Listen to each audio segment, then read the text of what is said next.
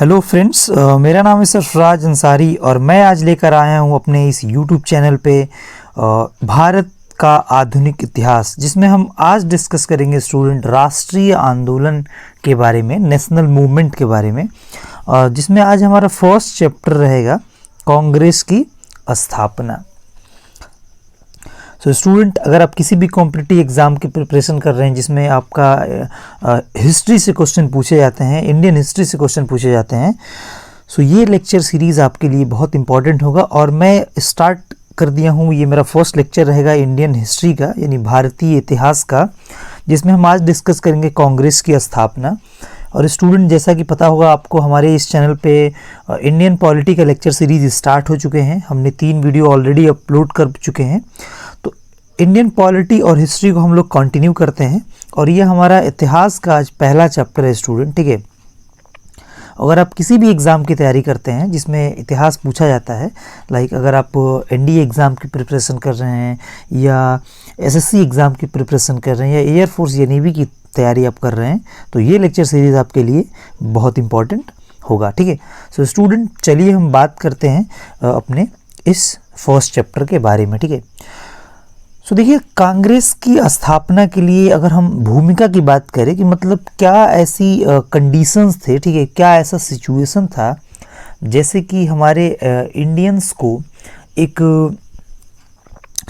कांग्रेस जैसी संगठन की ज़रूरत पड़ी, ठीक है। तो देखिए, ब्रिटिश शासन से पूर्व भारत आर्थिक दृष्टि से एक आत्मनिर्भर राष्ट्र था। बेसिकली जब ब्रिटिश का भारत पे आधिपत्य नहीं था, यानी ब्रिटिश भारत में नहीं आए थे, तो भारत आर्थिक दृष्टि से बहुत मजबूत था। इसीलिए भारत को हम लोग सोने का चिड़िया पहले कहते थे, ठीक है। कि तो जैसे ब्रिटिश शासन की स्थापना हमारे इस देश में हुई है, उनकी आर्थिक नीतियों कारण भारत की आर्थिक स्थिति दयनीय हो गई। मतलब ब्रिटिश शासन के अनुसार ऐसे नीतियों को बनाया गया जिससे कि भारत में यहाँ के जो पैसे को ट्रांसफ़र डायरेक्टली ब्रिटेन किया जाने लगा, जब भारत पे वो उनका पूर्ण रूप से शासन हुआ। तो जिसके परिणाम स्वरूप आर्थिक बदहाली के कारण, अब जाहिर सी बात है कि भारत का शोषण बहुत दिन प्रतिदिन बढ़ता जा रहा था और भारत के लोगों का अधिकार ब्रिटिश के अधिकार के सामने एकदम शून्य था। बड़े बड़े जो पद थे, बड़े बड़े जो कार्य प्रणाली जो सिस्टम थे, उसमें ब्रिटिश के मेंबर पार्टिसिपेट करते थे, भारत के मेंबर का कोई उसमें अस्तित्व नहीं था। सेना लेवल की नौकरी, पुलिस लेवल की नौकरी, जो छोटे छोटे लेवल की नौकरी थी, वो भारतीयों को दिया जाता था और बड़े जो ऑफिसर्स या अधिकारी रैंक की जो जॉब हुआ करते थे, उसमें ब्रिटेन के अधिकारियों का रूल रहता था, ठीक है। जब आर्थिक बदहाली हुआ भारत के अंदर, तो जनता के अंदर भयंकर असंतोष पनपा। जो समय समय पर आंदोलन तो हुआ, बट कोई ऐसा आंदोलन नहीं था जिससे कि वो अंग्रेजों के सामने अपना प्रस्ताव रख करके अपने अधिकार को ले सके। हालांकि ये जो रोष है जनता के अंदर, ये शुरुआती दिन 1857 की क्रांति से पहले ही था, बट कोई ऐसा संगठन नहीं था जो भारत के लोगों का नेतृत्व करे, भारत के लोगों की अधिकार के बारे में बात करे, ठीक है। हालांकि अभी तक जो भी आंदोलन हुए, उसमें राजनीतिक सहभागिता या राजनीतिक हिस्सेदारी की मांग नगण्य ही था।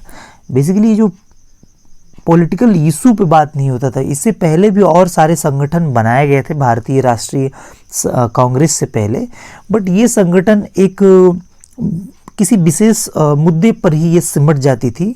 पूर्ण रूप से भारत के लोगों के लिए राजनीतिक हिस्सेदारी की बात, ये पॉलिटिकल, ये जो मूवमेंट थे, जो आंदोलन थे, जो आपके संगठन थे, वो बात नहीं कर पा रहे थे, ठीक है। 1885 में भारतीय राष्ट्रीय कांग्रेस की स्थापना के साथ इस अंतराल को पाटने की एक शुरुआत की गई। बेसिकली देखिए स्टूडेंट, 200 साल की गुलामी करता है हमारा इंडिया, ठीक है, अंग्रेजों के द्वारा, और ये बड़े ही सिस्टमेटिक तरीके से अंग्रेजों ने देश को गुलाम बनाया। सबसे पहले बिजनेस के पर्पज़ से यहाँ पे आए और धीरे धीरे वो यहाँ पे अधिकार क्षेत्र जमाते जमाते वो भारत पे शासन भी करने लगे, ठीक है। तो ये पहली शुरुआत थी ब्रिटेन के विरुद्ध भारत की आज़ादी को ग्रहण करने की। ठीक है, भारतीय राष्ट्रीय कांग्रेस की स्थापना के साथ छोटे पैमाने पर ही सही लेकिन संगठित रूप से विदेशी शासन से मुक्ति का संघर्ष था बेसिकली। देखिए, ये जब संगठन स्टार्ट किया गया, बेसिकली भारतीय राष्ट्रीय कांग्रेस हम अभी आगे देखेंगे, ये ब्रिटिश का ही उपज था। ब्रिटिश के जो अधिकारी थे, एक एओ ह्यूम, उन्हीं की बेसिकली ये उपज थी दिमाग की। ठीक है, बट इंडिया का ये नेतृत्व पूर्ण रूप से तो नहीं, बट छोटे लेवल पे ये करता था। ठीक है, राजनीतिक अधिकारों की बात करता था। ठीक है, राष्ट्रीय कांग्रेस राजनीतिक चेतना प्राप्त भारतीयों की इस आकांक्षा का प्रतिनिधित्व करती थी। मतलब इससे पहले कोई भी ऐसा संगठन नहीं था जो भारतीयों का प्रतिनिधित्व करे अंग्रेजों के सामने। ठीक है, बट भारतीय राष्ट्रीय कांग्रेस उभर के आता है 1885 में। ठीक है, जो भारतीयों की जो आकांक्षा है, जो उम्मीद है, उसका प्रतिनिधित्व करता था। उनकी आर्थिक हो या राजनीतिक प्रगति, दोनों के लिए ये संगठन बहुत ही लाभकारी साबित हुआ। ठीक है, और यह संस्था अखिल भारतीय स्तर पर राष्ट्रवाद की पहली सुनियोजित अभिव्यक्ति थी। बेसिकली 1857 की क्रांति के बाद भारत के लोगों के बीच रोष उत्पन्न हो चुका था, मतलब कि आक्रामकता आ गया था ब्रिटिश को भगाने के लिए। बट लीगली कोई ऐसा संगठन नहीं था जिससे कि भारत के लोगों का जो प्रतिनिधित्व एकजुट रूप से कर सके। सो ये 1885 में हमारा आता है, जो राष्ट्रवाद की पहली सुनियोजित अभिव्यक्ति होती है। ठीक है, तो चलिए बात करते हैं कि भारतीय राष्ट्रीय कांग्रेस की स्थापना कैसे होती है और किसके द्वारा होती है। ठीक है स्टूडेंट, इससे पहले मैं आपको एक चीज़ बता देता हूँ, जितने भी मैंने हाईलाइट करे हैं इस स्लाइड पे। ठीक है, ये एक एक पॉइंट इंपॉर्टेंट है और बेसिकली इन्हीं पॉइंट से एग्ज़ाम में सवाल पूछे जाते हैं, इसी को रिलेट करके पूछा जाता है। और हिस्ट्री में जितनी आप समझ विकसित कर लेंगे उतने ही इजीली सवालों को आराम से सॉल्व कर सकते हैं। ठीक है, चलिए बात करते हैं कांग्रेस की स्थापना के बारे में, कि कांग्रेस की स्थापना क्यों होती है और बेसिकली किसके द्वारा होती है। ठीक है, देखिए, भारतीय राष्ट्रीय कांग्रेस की स्थापना अवकाश प्राप्त अंग्रेज आईसीएस अधिकारी, ध्यान दीजिएगा, आईसीएस अधिकारी एलन एक्टोवियम ह्यूम यानी एओ ह्यूम के द्वारा दिसंबर 1885 में की जाती है। बेसिकली ये जो कांग्रेस की जो स्थापना हुई, ये किसी भारतीयों के कहने पे नहीं हुई। ये एक अवकाश प्राप्त अधिकारी थे, आईसीएस अधिकारी एओ ह्यूम, जो दिसंबर 1885 में भारतीय राष्ट्रीय कांग्रेस की स्थापना करते हैं। ठीक है, अब देखिए सवाल ये उठता है कि यह स्थापना किसी अंग्रेज के अधिकारी को ज़रूरत क्यों पड़ी। तो देखिए, समझने वाली इसमें बात ये है कि जब 1857 की क्रांति ख़त्म होता है बेसिकली, और देखा जाए डायरेक्टली तो इंडिया की उसमें हार होती है भारतीय लोगों की, बट अंग्रेज को इस बात का एहसास हो जाता है, ब्रिटिश गवर्नमेंट को, कि अब इंडिया कभी भी ये रूप ग्रहण कर सकती है, बेसिकली कभी भी ऐसा रूप आक्रोश दिखा सकती है। इसीलिए उनके अधिकारों के बारे में थोड़ा ब्रिटिश गवर्नमेंट ने सोचा, और ये जो एलन एक्टोवियम ह्यूम थे, इन्होंने भारतीय राष्ट्रीय कांग्रेस जैसी संगठन का निर्माण किया, बेसिकली स्थापना किया, ताकि इंडिया के लोगों को ऐसा लगे कि हमारी अधिकार की भी बात ब्रिटिश गवर्नमेंट कर रहा है, तो इसके फलस्वरूप इंडियंस में आक्रामकता नहीं आएगा। बेसिकली ये इनका पर्पस था। ठीक है, देखिए, इसका प्रथम अधिवेशन पुणे में आयोजित किया जाना था। ठीक है, लेकिन उस टाइम पुणे में प्लेग फैल जाता है। ठीक है, जो उस टाइम बहुत बड़ी महामारी हुआ करती है, जैसे आज के टाइम में कोरोना है, तो कोरोना तो आज अंतर्राष्ट्रीय रूप ले चुका है, बट प्लेग जो था, प्लेग कुछ पर्टिकुलर इलाके और जगह में एकाएक महामारी की तरह आता था, और उस टाइम शहर के शहर, गांव के गांव तबाह हो जाते थे, बेसिकली मारे जाते थे। तो पुणे में इसका पहला आयोजन किया जाना था, लेकिन वहाँ पे प्लेग फैल जाता है, जिसके कारण वहाँ पे आयोजन कैंसिल कर दिया जाता है, और यह आयोजन होता है बम्बई में। पहला अधिवेशन किया जाता है बम्बई में 28 दिसंबर 1885 को, बम्बई के ग्वालियर टैंक में स्थित, याद रखेंगे, गोकुल दास तेजपाल संस्कृत इंटर कॉलेज में। यानी स्टूडेंट इस स्लाइड से समझने वाली 3 बातें हैं इंपॉर्टेंट रूप से कि कांग्रेस की स्थापना एओ ह्यूम करते हैं दिसंबर 1885 में, और इसका पहला अधिवेशन होता है बम्बई में, ठीक है, बम्बई में होता है 28 दिसंबर 1885 को गोकुल दास तेजपाल संस्कृत कॉलेज में। पहले होना था पुणे में, बट वहाँ पे प्लेग फैल जाता है जिसके कारण बम्बई में इसका आयोजन किया जाता है, ठीक है। देखिए, प्रारंभ में इसका नाम जब भारतीय राष्ट्रीय कांग्रेस की स्थापना एओ ह्यूम के द्वारा 28 दिसंबर 1885 को हुआ था, तब इसका नाम भारतीय राष्ट्रीय संघ था। बट बाद में दादा नौरोजी सबसे इंडिया के वृद्ध व्यक्ति माने जाते हैं, ठीक है, इनके सुझाव पर इसका नाम बदल दिया जाता है और नाम बदल करके भारतीय राष्ट्रीय कांग्रेस कर दिया जाता है। ये दादा नौरोजी के सुझाव पर, ठीक है, याद रखेंगे। पहले भारतीय राष्ट्रीय कांग्रेस का नाम रहता है भारतीय राष्ट्रीय संघ, दादा नौरोजी के सुझाव पर बेसिकली भारतीय राष्ट्रीय कांग्रेस कर दिया जाता है, ठीक है। देखिए, जब भारतीय राष्ट्रीय कांग्रेस की स्थापना होती है, सवाल ये भी पूछा जाता है कि भारतीय राष्ट्रीय कांग्रेस की स्थापना होती है तब भारत का वायसराय कौन था?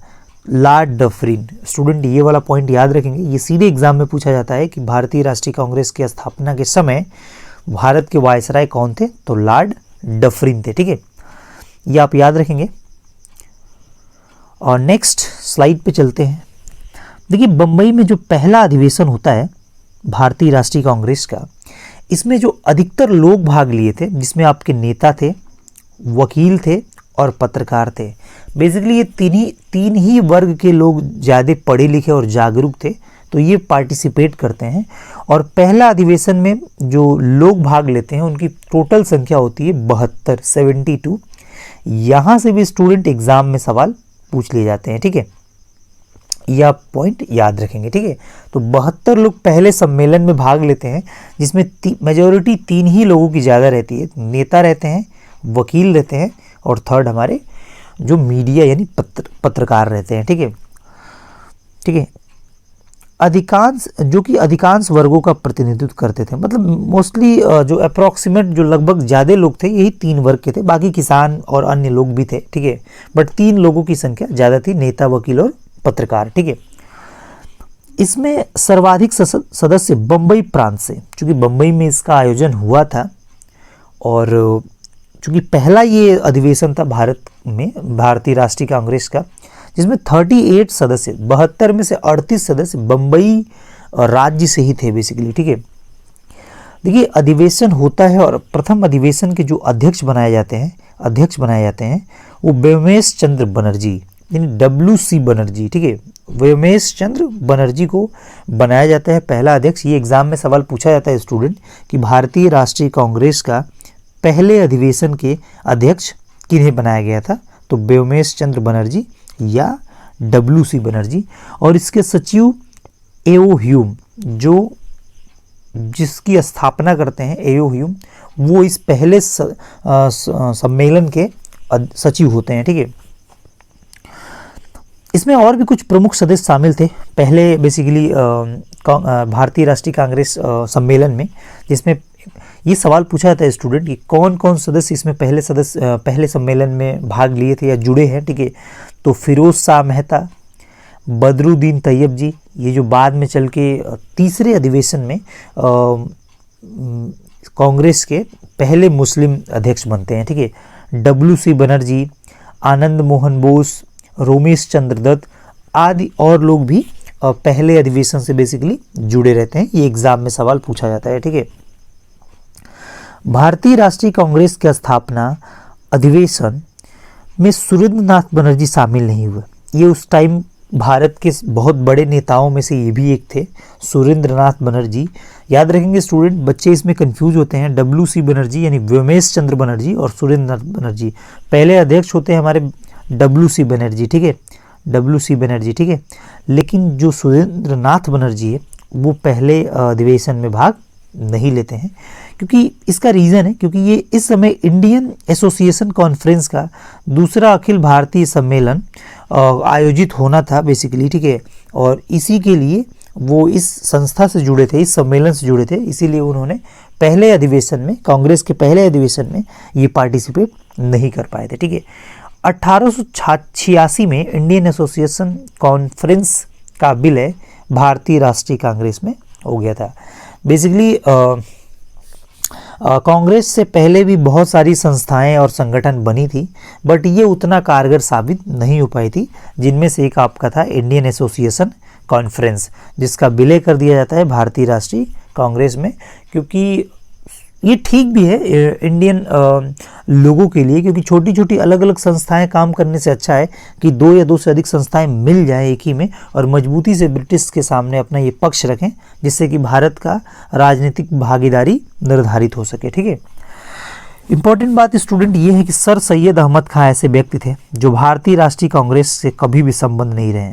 ये फैक्चुअल क्वेश्चन है, पूछ ले जाते हैं कि इनमें से कौन से व्यक्ति भारतीय राष्ट्रीय कांग्रेस से जुड़े नहीं थे। ठीक है, तो आपके थे सर सैयद अहमद खान। ठीक है, बाल गंगाधर तिलक जो थे कांग्रेस के सदस्य होते हुए भी कभी भी अध्यक्ष पद पे इनको नहीं चुना गया है। ये भी फैक्ट्स है, आप याद रखेंगे। बाल गंगाधर तिलक कांग्रेस के सदस्य तो थे, बट इन्हें किसी भी अधिवेशन में अध्यक्ष नहीं बनाया गया। ठीक है, अब चलिए जानने का प्रयास करते हैं कि कांग्रेस की स्थापना से संबंधित विवाद, मत और सिद्धांत। थियरी क्या है, मत क्या है और कंट्रोवर्सी क्या है, विवाद क्या है। बेसिकली ये विवाद भारतीय इतिहासकारों के बीच ही था बेसिकली। ठीक है, देखिए विभिन्न इतिहासकारों के बीच मतभेद था कांग्रेस की स्थापना को लेकर के। पॉइंट यहाँ था स्टूडेंट कि ये भारतीय राष्ट्रीय कांग्रेस की स्थापना एक अंग्रेज अधिकारी करता है, तो जो शक की गुंजाइश है इसी बिंदु से शुरू हो जाता है कि भला अंग्रेज इतने दयावान कैसे हो गए। पॉइंट समझ रहे हैं ना आप स्टूडेंट। ठीक है, तो ये मतभेद था इतिहासकारों के बीच कि कांग्रेस की स्थापना के पीछे दृढ़ राजनीतिक इच्छा शक्ति शामिल है, जिसे भारतीय जन में पनपते असंतोष और विद्रोह की भावना को नियंत्रित किया जा सके। स्टूडेंट मैंने आपको अभी बताया था कि जब 1857 की क्रांति हुई थी, 1857 जो 1857 की क्रांति हुई थी, उस समय अंग्रेजों को ये भले ही जीत हुई थी, अंग्रेज सफल हुए थे इस क्रांति में, भारत को हार का सामना करना पड़ा। बेसिकली हार नहीं कह सकते हैं, ये एक उम्मीद थी बेसिकली, और उससे इस भारतीयों की उम्मीद बढ़ी। ठीक है, तो 1857 की क्रांति के बाद ये जो असंतोष की भावना है भारतीय नागरिकों के मध्य, वो अंग्रेज पार्लियामेंट के जो ब्रिटिश गवर्नमेंट के जो मेंबर थे वो इस चीज़ को भांप लिए थे कि भारत के अंदर अब असंतोष बढ़ रहा है धीरे धीरे, और ये कहीं इनका बहुत बड़ा रूप हमें न नुकसान करे। इसीलिए एक्टोवियो ह्यूम यानी एयू ह्यूम के द्वारा भारतीय राष्ट्रीय कांग्रेस की स्थापना हुई, जिससे कि भारत के नागरिकों को लगे कि हमें अधिकार तो मिल ही रहा है, तो विद्रोह करने का कोई सीन नहीं है। ठीक है, बेसिकली विद्रोह करने की कोई ज़रूरत नहीं है, क्योंकि राष्ट्रीय कांग्रेस की तरफ से हमें अधिकार हमारा मिल ही जा रहा है।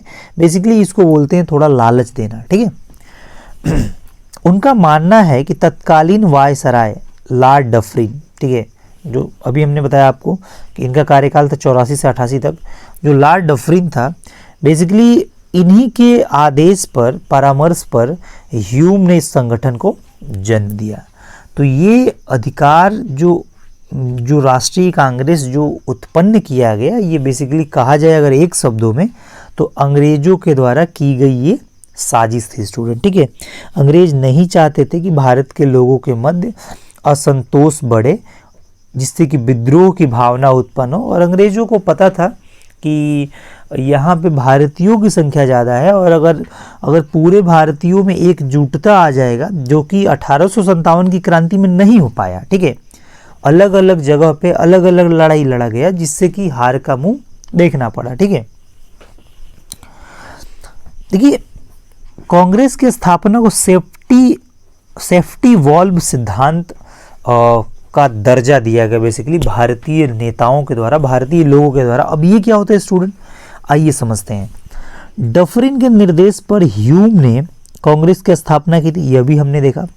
देखिए 1857 की क्रांति कि विफलता के बाद भारतीय जनता में पनपता असंतोष किसी भी रूप में उग्र रूप धारण न करे और असंतोष की इस वाष्प को बिना खतरे के कांग्रेस रूपी सुरक्षा वॉल्व, सेफ्टी वॉल्व से बाहर निकाला जा सके।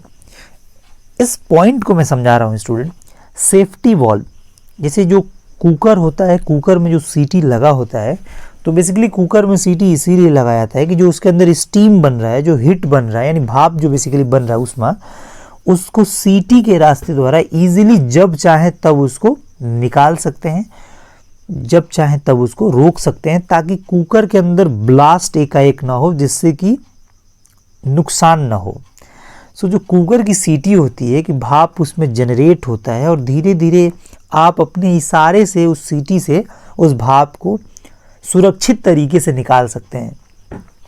तो डफरिन और ह्यूम की जो स्ट्रेटजी थी, रणनीति थी, वो यही थी कि 1857 की क्रांति में भले ही हम भारत के लोगों से जीत चुके थे, बट ये असंतोष और विरोध की जो भावना है, विद्रोह की भावना, वो अभी उनके अंदर से गया नहीं है और ये कभी भी विशाल रूप लेकर के उत्पन्न हो सकता है। इसीलिए ये दो महाशय ने भारत के लोगों के लिए बेसिकली ये कह के शुरुआत किया गया कि हम आप सभी के लिए, यानी भारतीय नागरिकों के लिए, भारतीय राष्ट्रीय कांग्रेस की स्थापना कर रहे हैं, जो आपका नेतृत्व बेसिकली करेगा ब्रिटिश गवर्नमेंट के सामने। ठीक है, तो इसे सुरक्षा वाल्व, सेफ्टी वाल्व का सिद्धांत भी कहा गया, आप याद रखेंगे स्टूडेंट। ठीक है, सेफ्टी वाल्व का सिद्धांत लाला लाजपत राय ने यंग इंडिया में प्रकाशित अपने एक लेख में दिया था। बेसिकली जो यंग इंडिया उस समय पत्रिका प्रकाशित हुआ करती थी, उसमें लाला लाजपत राय ने कांग्रेस की स्थापना को सेफ्टी वॉल्व का दर्जा दिया, सेफ्टी वॉल्व का नाम दिया। बेसिकली सेफ्टी वॉल्व का मतलब वही है जो स्टीम और कुकर का मैंने एग्जाम्पल लिया। ठीक है, सो आप याद रखेंगे किस सिद्धांत को सेफ्टी वॉल्व सिद्धांत कहा जाता है। बेसिकली किसको, इनमें से किससे संबंधित है सेफ्टी वॉल्व सिद्धांत? तो राष्ट्रीय कांग्रेस की स्थापना। ठीक है, देखिए लाला लाजपत राय के अनुसार ह्यूम को इस बात का विश्वास हो चला था कि भारत में शीघ्र ही भयंकर विस्फोट होने की संभावना है। अब अगर ये बात ब्रिटिश अधिकारियों को पता लग जाता, दो ही तरीका है, आप या तो उस विद्रोह का सामना कीजिए या उस विद्रोह को शुरू होने से पहले ही दबा दीजिए। वैसा ही किया, और अगर ये विद्रोह चालू होता जिससे ब्रिटेन का भारतीय साम्राज्य विनिष्ट हो जाता।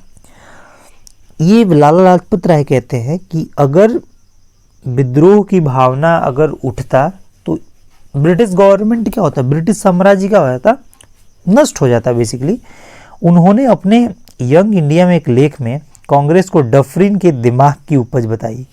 बेसिकली जो उस समय के वायसराय थे 1884 से 88 के कार्यकाल रहता है लॉर्ड डफरिन का, ये उनके दिमाग का उपज था। ये लाला लाजपत राय मानते हैं यंग इंडिया में प्रकाशित अपने लेख में। ये कहते हैं कि ये बेसिकली उस समय के वायसराय के दिमाग का उपज था। वो नहीं चाहता था कि भारतीय लोगों के मध्य और भी ज़्यादा असंतोष और विद्रोह की भावना जगे, जिससे कि वो हमारे साम्राज्य को नष्ट न करे।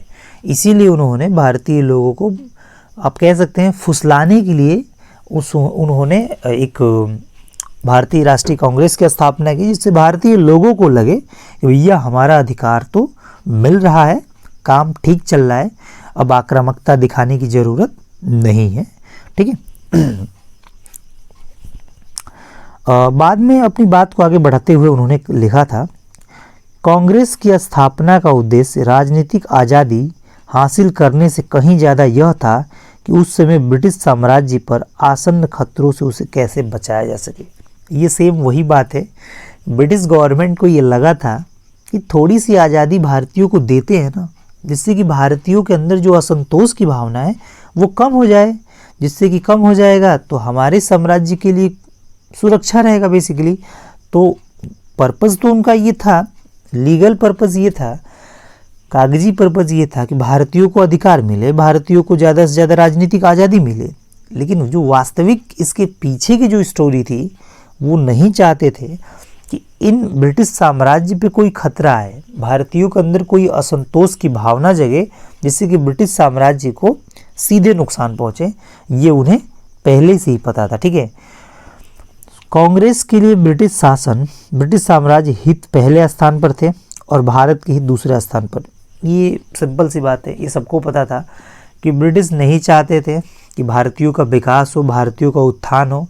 भारत का जितना तरह से शोषण करना था उस तरह से ये कर रहे थे, ठीक है, चाहे इकोनॉमिकली हो या सोशली हो, ठीक है। कोई यह नहीं कह सकता कि कांग्रेस अपने उस आदर्श अंग्रेजी साम्राज्य के प्रति निष्ठा के प्रति ईमानदार नहीं रही।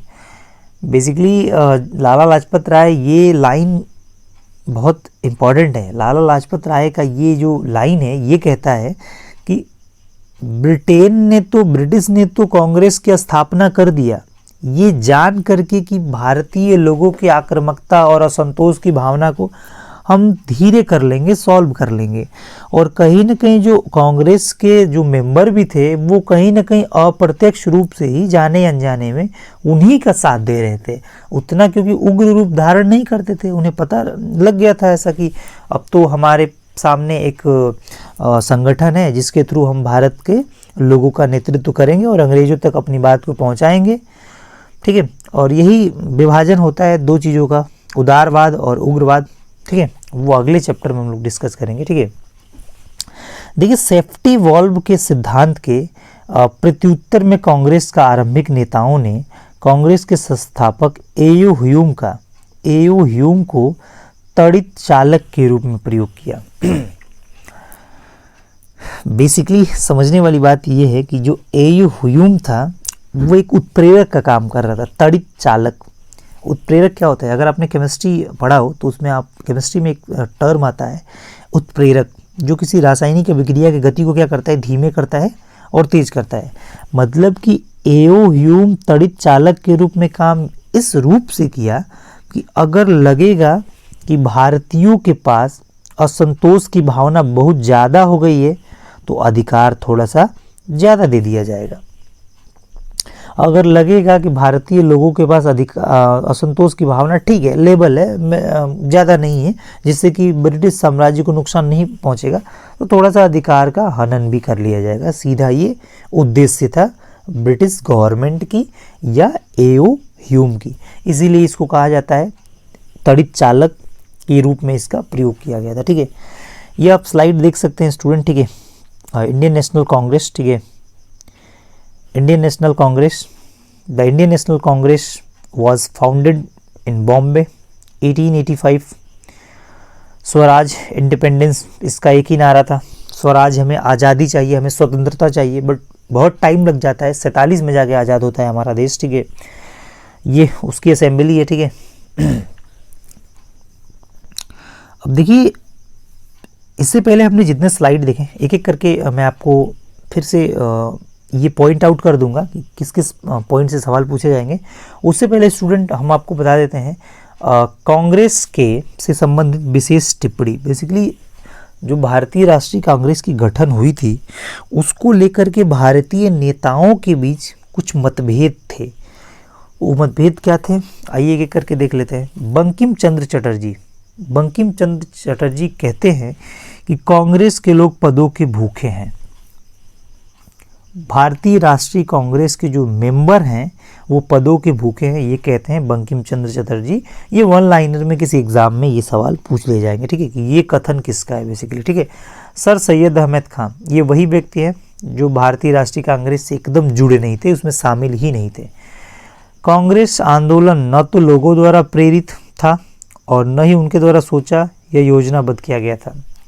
सीधी सी बात है, क्योंकि ये अंग्रेजों के दिमाग की उपज थी, तो किसी योजनाबद्ध तरीके से कांग्रेस का ये आंदोलन कुछ नहीं था, इसीलिए उतना ये सफल नहीं हो पाया जितना तेजी से सफल होना चाहिए, ठीक है। हालांकि ये मतभेद है, इतिहासकार आज भी कुछ लोग सफल मानते हैं, कुछ लोग बहुत सफल नहीं मानते हैं, ठीक है। सो ये दूसरा मुद्दा है, ठीक है। अश्विनी कुमार दत्त, कांग्रेस सम्मेलन 3 दिन का तमाशा था। बेसिकली वही है कि 2 दिन की जिंदगी और अंधेरी रात, मतलब ये कि 2 दिन तो आप इंजॉय कर लेंगे, सेलिब्रेट कर लेंगे, बट उसके बाद क्या हो जाएगा, जीवन पूरा अंधेरा अंधेरा ही हो जाएगा, ठीक है। तो ये 3 दिन का तमाशा था बेसिकली कांग्रेस का सम्मेलन, ठीक है। डफरिंग, जो इस समय का वायसराय है, ठीक है, वह जनता के उस अल्पसंख्यक वर्ग का प्रतिनिधित्व करती है जिसकी संख्या सूक्ष्म है। बेसिकली अब ये इनकी बात कितनी पॉजिटिव थी कितनी नेगेटिव थी ये आकलन करना बहुत मुश्किल है, क्योंकि ये दिखावा के रूप में तो ये बातें पॉजिटिव है, बट उनने इन लोगों के अंदर ही भारत को और ग्रसित करने का ये पर्पस था बेसिकली कांग्रेस की स्थापना। कर्जन, लॉर्ड कर्जन कहते हैं, कांग्रेस अपनी मौत की घड़ियां गिन रही है। भारत में रहते हुए मेरी एक सबसे बड़ी इच्छा है कि मैं उसे शांतिपूर्वक मरने में मदद करूं। सोचिए जो कर्जन है ये कितना गलत धारणा पेश करता है कि कांग्रेस मौत की घड़ियां गिन रही है अपनी, ठीक है, और इसकी मेरी इच्छा है कि मैं इधर रहते हुए उसको मरता हुआ शांतिपूर्वक देख सकूं या उसकी मदद कर सकूं। ये पॉइंट अगर समझा जाए स्टूडेंट, तो ये एकदम कांग्रेस के जो अधिकार था उसके एकदम विरुद्ध ये लाइन है, ठीक है। तो ये याद रखेंगे आप, एग्जाम में ये लाइन पूछा जा सकता है, ठीक है। बाल गंगाधर तिलक ये कहते हैं कि यदि वर्ष में हम एक बार मेंढक की तरह टरटराएंगे तो हमें कुछ नहीं मिलेगा। सीधी बात ये है कि एग्ज़ाम जब स्टार्ट हो गया है और आप तैयारी करना शुरू करेंगे तो एग्ज़ाम आप पास नहीं होंगे, ठीक है। सो इसी प्रकार बाल गंगाधर तिलक कहते हैं कि यदि साल में एक बार हम मेढक की तरह टरटराएंगे, जैसे जिस तरह से बरसात का मौसम आता है और मेढक बरसात के दिनों में उनकी टरटराहट शुरू हो जाती है, तो उससे कुछ नहीं होगा स्टूडेंट, ठीक है। टरटराने से कुछ नहीं होगा, क्योंकि अगर हमें वास्तव में आज़ादी चाहिए, वास्तव में अंग्रेज़ों के विरुद्ध आंदोलन करना है, तो एक दिन या 2 दिन या एक बार करने से नहीं होगा, ये हमें कंटिन्यू करना पड़ेगा, ये हमें हमेशा करना पड़ेगा। ये बाल गंगाधर तिलक की विचार थी, ठीक है स्टूडेंट। सो ये हमारा रहा आज भारतीय राष्ट्रीय कांग्रेस की स्थापना। स्टूडेंट ये 30 से 35 मिनट के लेक्चर में आप अगर एक बार देखिए वीडियो, सेकेंड बार आप इसको देखना शुरू करेंगे तो उसके साथ साथ आप नोट्स भी बनाइए। देखिए जब तक आप नोट्स नहीं बनाएंगे, चीज़ों को बार बार नहीं देखेंगे, बार बार रिवीजन नहीं करेंगे, तो आपको प्रॉब्लम होगी, क्योंकि जीएस का सेक्शन है और जीएस सेक्शन में एक ही मंत्र है, मूल मंत्र है कि इसको बार बार आप रिवीजन करिए, बार बार इसको देखते रहिए, ठीक है। कहीं भी कन्फ्यूज़न हो तो स्टूडेंट आप कमेंट बॉक्स में कमेंट करके आप डाउट क्लियर कर सकते हैं। और स्टूडेंट हम आने वाले समय में अपने इस यूट्यूब चैनल पे हम ढेर सारे लेक्चर्स लेकर आएंगे। जैसे आप अभी हिस्ट्री की हमने लेक्चर सीरीज़ स्टार्ट कर दी है और हम 10 दिनों के अंदर ये राष्ट्रीय आंदोलन कंप्लीट करने का पूरा प्रयास करेंगे, और जिससे कि जो आपके आने वाले एग्ज़ाम हैं उसमें ये बहुत ज़्यादा हेल्प हो सके।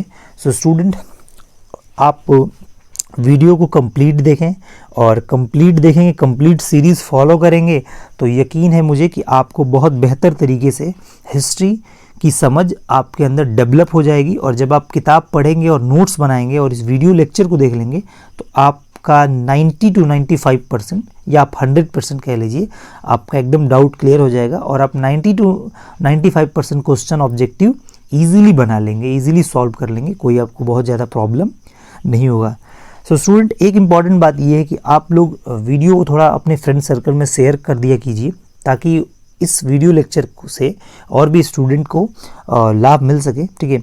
और वीडियो को देख करके आप नोट्स बनाने की आदत डालिए, क्योंकि ये इंपॉर्टेंट रहेगा आपके लिए। सो स्टूडेंट मिलते हैं अगले वीडियो में। उदारवादी चरण ये एक टॉपिक है बेसिकली, ठीक है। सो उसमें हम डिस्कस करेंगे कि कैसे भारत की राष्ट्रीय कांग्रेस के मेंबर ने उदारवादी रूप से, मतलब नॉर्मली नरम दल जिसको हम लोग कहते हैं, नॉर्मली रूप से अंग्रेज़ों के सामने अपनी बात रखते हैं और अपने बातों को कुछ मनवाते भी हैं, ठीक है। सो स्टूडेंट जुड़े रहिए हमारे इस चैनल के साथ। मिलते हैं अगली वीडियो में, तब तक के लिए नमस्कार।